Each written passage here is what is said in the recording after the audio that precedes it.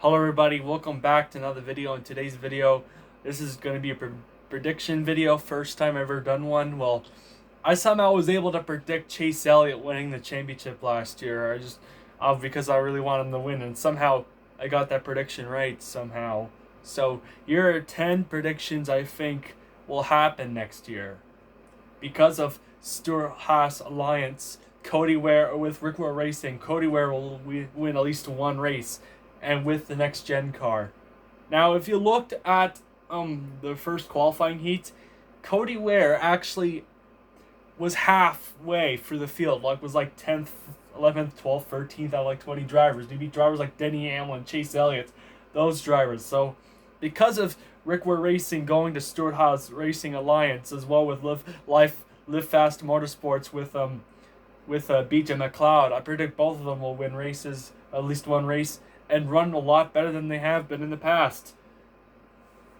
I doubt we'll see Rick Ware Racing be more I doubt we will see them that awful, and I predict that we will see them more often in the top 15 to mid pack to top 10 teams. So, and maybe even have winning contention of a team. So that's why I'm predicting Cody Ware to win at least one race. The number 9, coming at number 9 is Daniel Suarez will at least win one race, to 1 to 3 races next year. Now, look how he performed with Trackhouse Racing this year. I know it wasn't the best, but Trackhouse Racing actually had some decent performance at the Bristol Dirt, which they should have won that race in my personal opinion. But no, some Joey Logano just had to win. Ugh, can't stand Logano. So based on that, I'm predicting Daniel Suarez to win with the team. He's having a teammate, Ross Chastain, and they have bought Chip Ganassi, Chip Ganassi equipment. They bought the whole thing for the team. So yeah, that's what I'm predicting. I'm predicting Daniel Suarez to win 1 to 3 races next year, and I'm pretty sure he's capable of doing that. I know he has the talent, because look at, I know he didn't do good at Joe Gibbs Racing and Stewart-Haas Racing, but if he was given the best chance, he would do well. And he was rushed in the Cup Series, and even with Gun Brothers Racing, he did, I guess, okay. And this year he did well, okay with Trackhouse Racing. With a teammate like Ross Chastain, who's been in the Cup Series as long as Suarez has been, I think Trackhouse will be a good team to beat next year, like one of the best teams. Prediction number 8, Kurt Busch will go winless in 2022. Now, I'm sorry to any Kurt Busch fans, but I personally do not want to see him win in a flippin' Toyota. I doubt that he'll do anything for 2311 Racing, because look at his teammate. I'm not trying to sound rude, but look at Bubba Wallace. Bubba didn't do any. Bubba hasn't really done anything this season.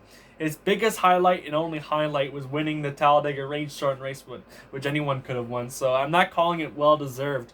What makes me mad is if you're saying Justin Haley's 2019 Daytona win's a fluke and it's a Mickey Mouse win, and why aren't you saying Bubba Wallace's win isn't a fluke?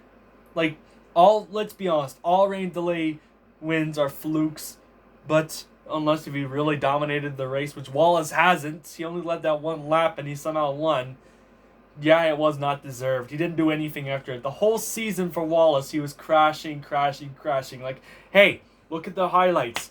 Every time we would see Bubba Wallace, would be him crashing, basically. He crashed like 10 times this year. Had like 10 DNFs. And look at the finale for this year. He got taken out by Corey LaJoie on lap 7, which LaJoie's number was 7, ironic. So that just basically tells you what Wallace's season would have been like. His season was bull crap. Was just absolute trash. And I doubt that Kurt Busch will do any better. I might see, and because he's getting up there like in his 50s, he probably will be like mid-pack. That's what I assume. Just imagine going from like an okay team like Chip Ganassi Racing to a mediocre team. like a satellite team. That's just ugh. That does not sound good at all. So that's why I'm predicting Kurt Busch to not go to win next year. The seventh reason is for Eric Almirola to win 5 races. Now this one maybe seem overdue, but I'm pretty sure Eric Almirola has the talent. And look at if he was given the right chance this year, he actually did well. Even though he did crap this year, did jack all. But he still made the chase, and he nearly got into the next round. He was like the second car of the 4 just to miss out. He lost that spot to Tyler Reddick. Well, Tyler Reddick didn't get in. It was I don't know who got in, to be honest. Was that Christopher Bell?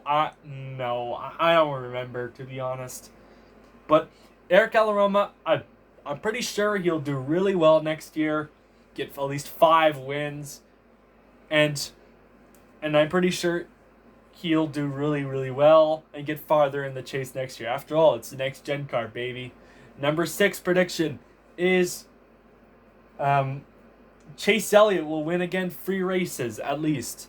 The last few seasons, from 2018 to 2020, Chase has gotten at least 3 wins, but this year he couldn't get 3 wins, and he only won on road courses. But I'm pretty sure that's all gonna change next year. He's gonna get 3 wins again. That's what I'm predicting, y'all. That's what I'm predicting. Yeah. Number 5, Harrison Burton will finish 20th or lower in the standings.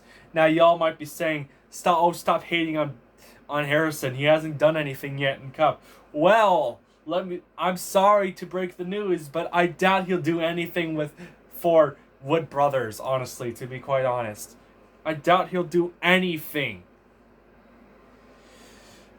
The Wood Brothers might as well shot themselves in the foot by giving away Matt Benedetto, which Matt Benedetto I'm hoping he gets a ride, but just what a joke that they got rid of Matt Benedetto.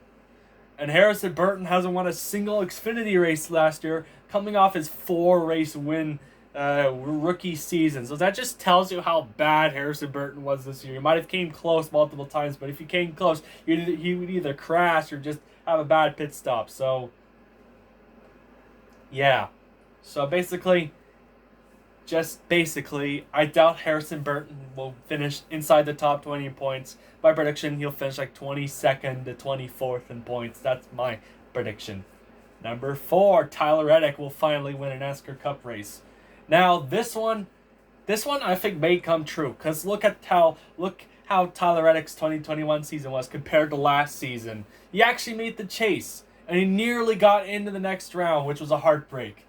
And late in the season, late in his game, he actually won some not races. I'm sorry for trolling y'all. He nearly came close to winning races, finishing second a couple of them, and had some good runs and nice paint schemes. So look out for Tyler Reddick. He's probably the future for RCR. So if Austin Dillon can't do anything, put Tyler Reddick in the free car. But that's probably not going to happen.